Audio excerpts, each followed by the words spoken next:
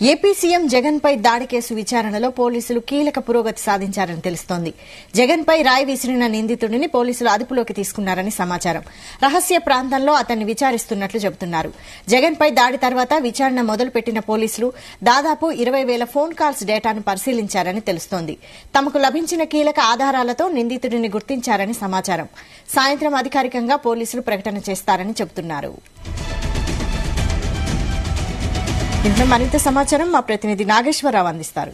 నాగేశ్వరరావు, వైశాలి గత 3 రోజుల క్రితం రాష్ట్ర ముఖ్యమంత్రి జగన్మోహన్ రెడ్డి విజయవాడ సింగనగర్ వద్ద బస్సు సిద్ధయాత్ర చేస్తుండగా రాయి దాడి జరిగి సంచలనంగా నిలిచిన సంగతి తెలిసిందే. అయితే ఆ కేసులో పోలీసులు పురోగతి సాధించినట్టు తెలుస్తా ఉంది.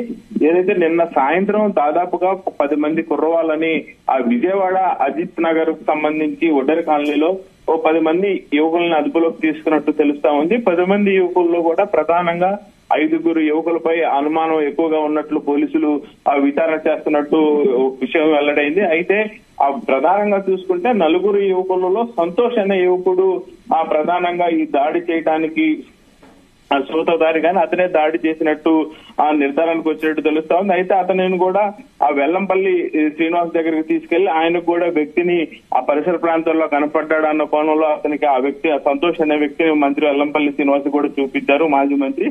అయితే ప్రస్తుతానికి ఆ 10 మంది యువకులలో ప్రధానంగా 4 యువకులపై ఆ పోలీసులు అనుమానం వ్యక్తం చేస్తున్నట్టు తెలుస్తా ఉంది. 4 కూడా ఆకాష్, దుర్గారావు, చిన్న, సంతోష్ అనే 4 యువకులు ఉన్నారు.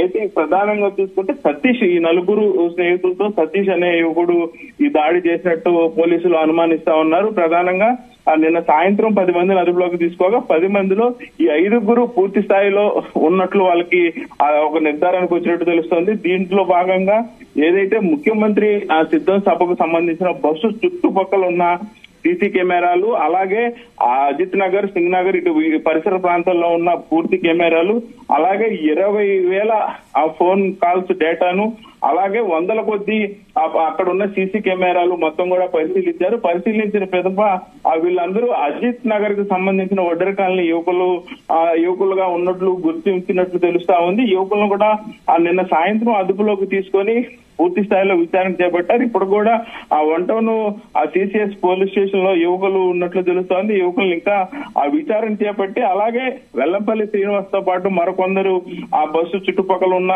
ఆ సిద్ధం బస్సు మీద ఉన్న వారికి కూడా వ్యక్తుల్ని చూపించే అవకాశం ఉన్నట్టు తెలుస్తా ఉంది.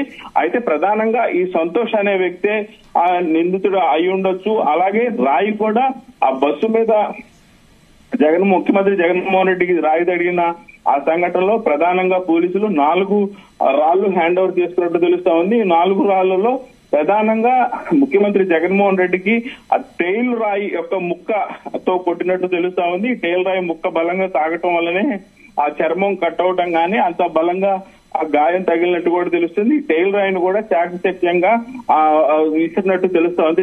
మామూలు రాయికి టెయిల్ రాయికి కూడా చాలా వ్యత్యాసం ఉంది.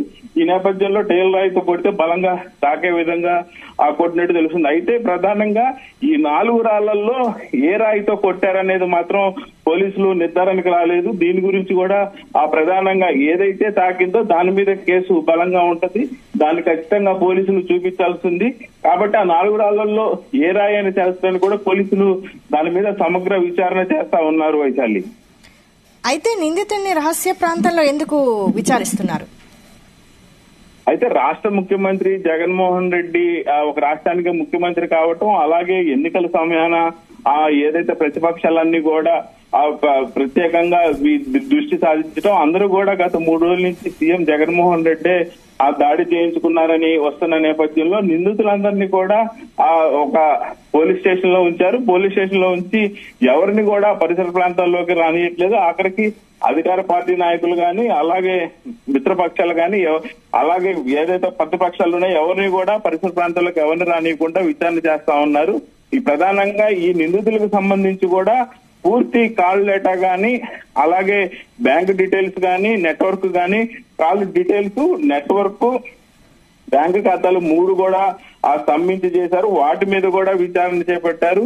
వీటికి సంబంధించి కూడా ఎవరైనా అనుమానితులకు సహాయ సహకారాలు అందిస్తారన్న కోణంలో కూడా నిందితుల దగ్గరికి ఎవరి దగ్గరికి వెళ్ళనీయకుండా, నిందితుల వద్ద కూడా ఎవరిని రానియకుండా రహస్యంగా విచారణ చేపడుతున్నారు. అయితే దీనిపై ఆ పోలీసులు అయితే ఇంత మటుకు ఎటువంటి సమాచారం అందించలేదు. రేపు గాని ఎల్లుండి గాని మీడియా సమావేశం ఏర్పాటు చేసే అవకాశం ఉన్నట్లయితే తెలుస్తా ఉంది వైశాలి. అసలు నిందితుల టార్గెట్ ఏంటని తెలుస్తుంది?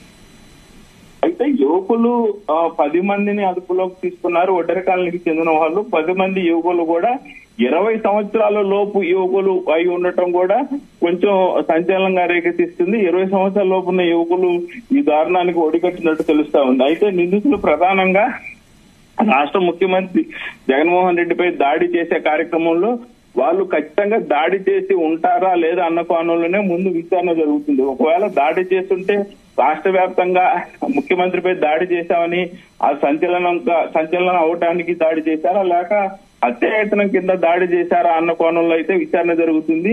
మొత్తానికైతే వీరు రాష్ట్ర వ్యాప్తంగా సంచలనం కలిగించడానిక హత్యానా అన్నది అయితే పోలీసులు విచారణలో వెల్లడవ్వాలి వైశాలి. రైట్. అయితే ప్రధాన నిందితుడితో పాటు ఇంకా ఎవరిని అదుపులోకి తీసుకున్నారు? నిందితులపై ఏ సెక్షన్స్ కింద కేసులు నమోదు చేశారు? ప్రస్తుతానికైతే ప్రధాన నిందితుడిగా ఒడ్డెర కాలనీకి చెందిన సతీష్ అనే వ్యక్తిని అనుమానిస్తున్నారు. ఇతన్ని మాజీ మంత్రి వెల్లంపల్లి శ్రీనివాస్ కి అలాగే సిద్ధం బస్సు మీద ముగ్గురు దగ్గరికి తీసుకెళ్లి వ్యక్తిని ఆయన గుర్తిస్తారన్న కోణంలో విచారిస్తున్నారు. అలాగే అతనితో పాటు అతని ప్రాణ స్నేహితులు గాని అతని మిత్రులు గాని ఆకాష్, దుర్గారావు, చిన్న, సంతోష్ అనే 4 వ్యక్తులు కూడా వీళ్ళు ఎప్పుడు కూడా ఒక బ్యాచ్ గా తిరుగుతూ ఉంటారు. ఆ పరిసర ప్రాంతాల్లో ఎక్కువ హడావుడి చేస్తా ఉంటారని తెలిసింది. అయితే ప్రధానంగా 10 మందిని అదుపులోకి తీసుకోగా 10 మందిలో ఈ 5 మాత్రం ఫైనల్ గా అనుమానితులుగా పోలీసులు గుర్తించారు. ఈ 5 కూడా ప్రధాన నిందితుడు సతీష్, అలాగే ఆకాష్, దుర్గారావు, చిన్న, సంతోష్ ఇలా 5 మాత్రం పోలీసులు అదుపులోకి తీసుకొని ఎక్కువ విచారణ వీళ్ళ మీద దృష్టి పెట్టినట్టు తెలుస్తా ఉంది Vaishali. Right. Thank you Nageswararao.